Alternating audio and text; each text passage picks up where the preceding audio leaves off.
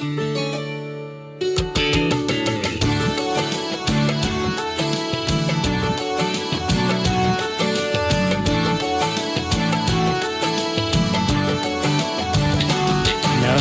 நிற்பதும் நிர்மூலமாகாமல் இருப்பதும் என் மீது நீர் வைத்த கிருபையே. நான் நிற்பதும் நிர்மூலமாகாமல் இருப்பதும்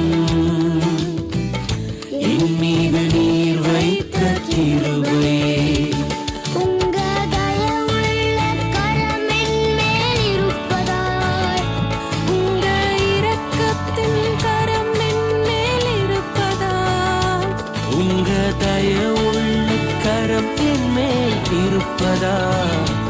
உங்க இரக்கத்தின் கரம் என் மேல் இருப்பதா, உசுரோடு இருக்கிற குடும்பமாயிருக்கிற, உசுரோடு இருக்கிற குடும்பமாயிருக்கிற. அப்பா, நீங்களும் அம்மாவும் ஏசப்பாக்கு உண்மையா தானே இருந்தீங்க, அப்புறம் எதுக்குப்பா அம்மாக்கு இந்த வியாதி வந்துச்சு? ரோமர் 8:28 சொல்லி இருக்கு, அன்றியும் அவருடைய தீர்மானத்தின்படி அழைக்கப்பட்டவர்களாய் தேவனிடத்தில் அன்பு கூறுகிறவர்களுக்கு சகலமும் நன்மைக்கு ஏதுவாக நடக்கிறது என்று அறிந்திருக்கிறோம். அதனால நமக்கு நன்மையோ தீமையோ அதை நம்ம சந்தோஷமா ஏத்துக்கணுமா? ஏசப்பா அவங்களை நம்புறவங்களை கைவிடுற தேவன் இல்லம்மா. அப்பா, நீங்க சும்மா பேசாதீங்கப்பா. ஏப்பா, நான் ஆண்டவர்கிட்ட போக போறேன்னு நினைக்கிறேன். நம்ம பிள்ளைங்களை நல்லா பாத்துக்கோங்க.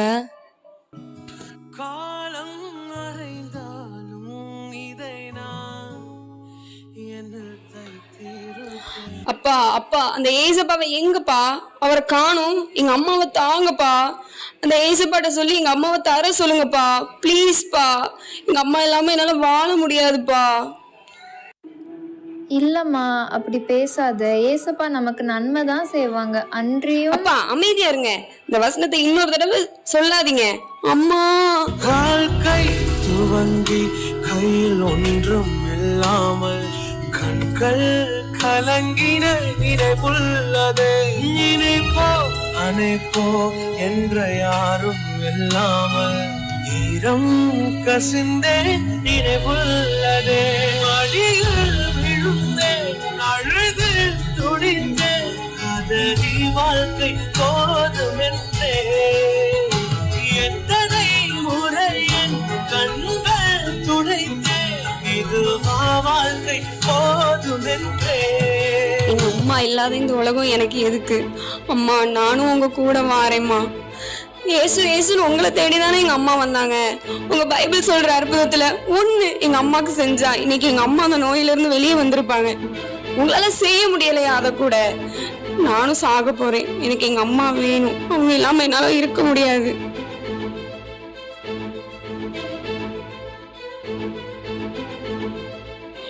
எம்மி, என்ன இதெல்லாம்? ஜெனி, அம்மா வேணும் ஜெனி.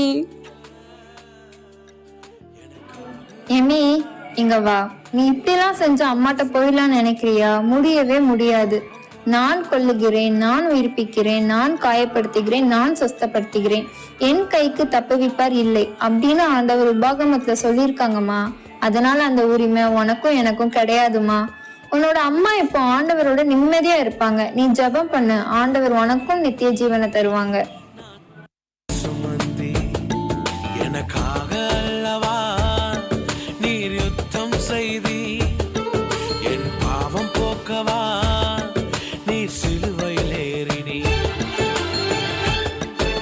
நல்லபடியா அந்த வேலை கிடைச்சிட்டு இனி என் வாழ்க்கை மாறும் நினைக்கிறேன்.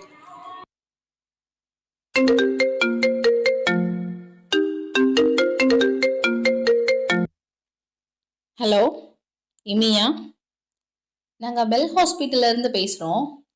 உங்கள் அப்பா திடீர்னு மயக்கம் ஆகிட்டாங்கன்னு சொல்லிட்டு ஹாஸ்பிட்டல் அட்மிட் பண்ணியிருந்தாங்க. பட் அன்எக்ஸ்பெக்டடாக அவங்க இறந்து போயிட்டாங்க. I am sorry to say this.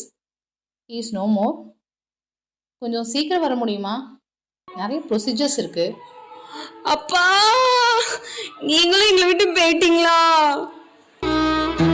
இது வரைக்கும் இறங்காதிருப்பி, எதுவரைக்கும் தூரமாயிருப்பி, எதுவரைக்கும் இறங்காதிருப்பி, எதுவரைக்கும் தூரமாயிருப்பி. என்ன மறக்காதீங்க, என்ன மறந்துடாதீங்க, உங்க சமூகத்தை விட்டு என்ன தள்ளிடாதீங்க. ஏமா உங்க மனசுல என்னமா நினைச்சிட்டு இருக்கீங்க? உங்க அம்மா அப்பா லட்சக்கணக்குல கடனை வாங்கிட்டு 2 பேரும் போய் சேர்ந்துட்டாவ. அது எல்லாத்துக்கும் சேர்த்து இன்னும் 2 மாசத்துல நீங்க வட்டி முதலுமா தரலன்னு வச்சுக்கோங்க, நடக்கிறதே வேற. ஜெனி, எங்க பாரு, உங்க அம்மா உங்க அப்பா உன்னை விட்டுட்டு போயிட்டாங்க. இனி நீ அனாதைதான். எங்க அக்கா இருக்கா, எங்க அக்கா பாத்துக்கிட்டா மட்டும் நினைக்காத. அவன் கல்யாணம் முடிஞ்சா உன்னை நடு ரோட்ல விட்டுட்டு போயிடுவா. அப்புறம் உனக்கு யாரும் வந்து நிக்க மாட்டாங்க. உன் வாழ்க்கைய நீ தான் பாக்கணும். எமி, நீயும் உன் தங்கச்சியும் ஒழுங்கு மரியாதை இந்த வீட்டை காலி பண்ணிருங்க. இந்த வீடு ஒன்றும் உங்க அப்பா பேர்ல இல்ல. உங்க அப்பா செத்து போனதும் இந்த வீட்டை எங்க அப்பா என் பேர்ல மாத்தி வச்சுட்டாங்க. இனி எந்த உரிமையும் உனக்கு இல்ல. சீக்கிரமா இந்த வீட்டை காலி பண்ற வழியை பாருங்க. எதுக்கு இந்த பிள்ளைங்களை இந்த மாதிரி பேசுறீங்க? அவங்களே அவங்க அப்பா அம்மா இருந்து கஷ்டத்துல இருக்கிறாங்க. ஆறுதல் சொல்ல வேண்டிய இடத்துல இருக்கிற நீங்களே அவங்கள அனாதைன்னு சொன்னீங்கன்னா, ஆறுதல் சொல்ல முடியலன்னா அமைதியாவது இருங்க. அக்கா, நம்ம அப்பாக்கா, என்னால முடியலக்கா. எவ்வளவு கஷ்டத்தை நம்ம பாக்குறோம். அக்கா வேணாம்க்கா, இந்த வாழ்க்கை வேணாம் நமக்கு. நம்ம எல்லாத்தையும் இழந்துட்டு நிக்கோம். ஒண்ணுமே இல்லக்கா நம்மகிட்ட. யாருக்காக வாழணும்க்கா? சொல்லுக்கா, இனி எதுக்காக வாழணும்னு சொல்லுக்கா. ஐயோ ஏசப்பா ஏசப்பா அப்படின்னு சொல்றதெல்லாம் போய். அவருங்க கூட இல்ல. வசனம் போய், வேதம் போய், எல்லாமே போய். இந்த வாழ்க்கை நமக்கு வேணாம் ஜெனி. நீ சொல்றது கரெக்ட் தான். நம்ம இந்த உலகத்துல வாழ்றதுக்கு அர்த்தமே இல்லை ஜெனி. இனி செத்துறலாம். அக்கா, நம்ம சாக போறோம். ஆனா அதுக்கு முன்னாடி நம்ம அப்பா அடிக்கடி சொல்லுவாங்கல்ல, பைபிள் வாசி பைபிள் வாசின்னு. நம்ம ஒரு நாள் அதை கேட்டதே இல்லை. இன்னைக்கு ஒரு நாள் உயிர் வாழ போறோம். இப்ப கேட்போமே. கர்த்தர் சொல்லுகிறது என்னவென்றால், இதோ நான் யாக்கோபின் கூடாரங்களின் சிறையிருப்பை திருப்பி அவன் வாசஸ்தலங்களுக்கு இரக்கம் செய்வேன். நகரம் தன் மண்மேட்டின் மேல் கட்டப்பட்டு அரண்மனை முன்போல் நிலைப்படும். அக்கா, இங்க பாருங்க, இந்த வசனம் என் கூட பேசுற மாதிரியே இருக்குக்கா. எங்க குடி? அக்கா, ஏதோ வெளிச்சம் தெரியுது பாருங்க. மகளே எமி, நீ என்கிட்ட எத்தனையோ கேள்விகள் கேட்டிருக்க. இது வரைக்கும் எல்லாத்துக்கும் நான் பதில் சொல்ல வேண்டிய நேரம் வந்துருச்சு. எங்க அப்பா அம்மாவை ஏன் நீங்க பிரிச்சிங்கன்னு என்கிட்ட கேட்ட. உன் கேள்விக்கான பதில், உங்க அம்மாவோட விசுவாச வாழ்க்கை எனக்கு தெரியும். அவ எனக்காக ஓடுனதும் எனக்கு தெரியும். நான் காண்கிற தேவன். ஆனா அவ இந்த உலகத்துல பட்ட பாடு போதும் தான் நான் அவளை என்னோட ராஜ்யத்துக்குள்ள எடுத்துக்கிட்டேன். நீ கேட்ட அவங்க நோயை குணமாக்கணும்னு. ஆனா அவளோ எப்படி ஜெபிச்சா தெரியுமா? ஆண்டவரே, என் குடும்பம் உம்முடையது, என் ஜீவனும் உம்முடையது. ஆண்டவரே, என் குடும்பத்துக்கு நான் பாரமா இருக்கல, என்னை எடுத்துக்கொள்ளும் ஆண்டவரே அப்படின்னு ஜெபிச்சா. அவ என் மக. உங்களை விட அவளை நான் தான் நேசிச்சேன். அவளோட கடைசி வார்த்தைகள் உங்களுக்கு என்னன்னு தெரியுமா? ஆண்டவரே, என் பிள்ளைகளுக்கு இனி நீங்க தான் அம்மா ஏசப்பா. அன்றையில இருந்து இன்றைய வரைக்கும் உங்களை நான் தாயை போல தேய்ச்சிட்டு வரேன். உன் தகப்பன் அவனோ உத்தமன். தன் மனைவியோட பிரிவை தாங்க முடியாம அதிக துக்கத்தோட வாழ்ந்து வந்தான். யாரிடமும் தன்னை காண்பிச்சு கொள்ளவே இல்லை. என் மகனோட வேதனையை என்னால தாங்கவே முடியல. அதனால அவங்களோட ஓட்டம் முடிய முடிய என்னிடம் வந்துட்டாங்க. நீங்க 2 பேரும் எடுத்தீங்களே ஒரு முடிவு, அது ரொம்ப தவறானது. இனி அப்பாவும் அம்மாவும் நானா இருந்து உங்களை தேய்ச்சி ஆதரித்து நடத்துவேன். உங்களுக்கு இந்த உலகத்துல நான் கொடுத்திருக்கிற இந்த வாழ்க்கையில இன்பமோ துன்பமோ எல்லாத்துக்கும் ஒரு காரணம் உண்டு. அதை நடப்பிக்கும் தேவன் நான், அனுமதிப்பவரும் நான் தான். இதுக்கு அப்புறம் உங்க வாழ்க்கையில நீங்க இழந்த அனைத்தையும் திரும்ப பெறப்போகிற ஒரு காலம் வருகிறது. பொறுமையோடு என்னோட நடவுங்கள். நித்திய மேன்மையை அளிக்கிறேன் உங்களுக்கு. ஏசப்பா, என்னை மன்னிச்சிருங்க ஏசப்பா. உங்களை கேள்வி கேட்டதுக்கும் என்னை மன்னிச்சிருங்க. உங்களை தேவையில்லாத வார்த்தை சொல்லி நான் பேசிட்டேன் ஏசப்பா, அதுக்கும் மன்னிச்சிருங்க. இன்னைக்கு இந்த வசனத்தை நான் நம்புறேன். அன்றியும் அவருடைய தீர்மானத்தின்படி அழைக்கப்பட்டவர்களாய் தேவனிடத்தில் அன்பு கூறுகிறவர்களுக்கு சகலமும் நன்மைக்கு எதுவாக நடக்கிறது என்று அறிந்திருக்கிறோம். அதனால நமக்கு நன்மையோ தீமையோ அது நம்ம சந்தோஷமா ஏத்துக்கணுமா? என் நினைவுகள் உங்கள் நினைவுகள் அல்ல, உங்கள் வழிகள் என் வழிகளும் அல்லவென்று கர்த்தர் சொல்லுகிறார். சந்தோஷமான விஷயம் தெரியுமா? அன்னைக்கு உனக்கு கேட்டு வந்தாங்கல்ல ஒரு மாப்பிள்ளை வீட்டுல, அவங்களுக்கு உனக்கு ரொம்ப பிடிச்சிருக்குன்னு சொல்லிட்டாங்க. மேரேஜுக்கு டேட் ஃபிக்ஸ் பண்ணிடலாம் சொல்லியிருக்கிறாங்க.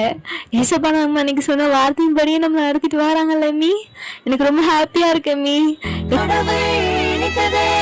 மனுஷன் பிரிக்க கூடாது, கடவுள் இணைத்ததை மனுஷன் பிரிக்க முடியாது. கடவுள் இணைத்ததை மனுஷன் பிரிக்க கூடாது, கடவுள் இணைத்ததை மனுஷன் பிரிக்க முடியாது. ஆனா ஒரு கல்யாணத்தில் வாங்க நம்ம இயேசு ராஜா செஞ்சு வச்சது தானுங்க. ஹே கானா ஒரு கல்யாணத்தில் வாங்க நம்ம இயேசு ராஜா செஞ்சு வச்சது தானுங்க.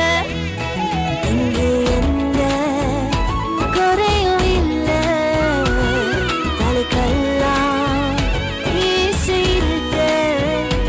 இங்கே எந்த குறையும் இல்ல, தலைக்கெல்லாம் இயேசு இருக்க. கடவுள் இணைத்ததை மனுஷன் பிரிக்க கூடாது, கடவுள் இணைத்ததை மனுஷன் பிரிக்க முடியாது.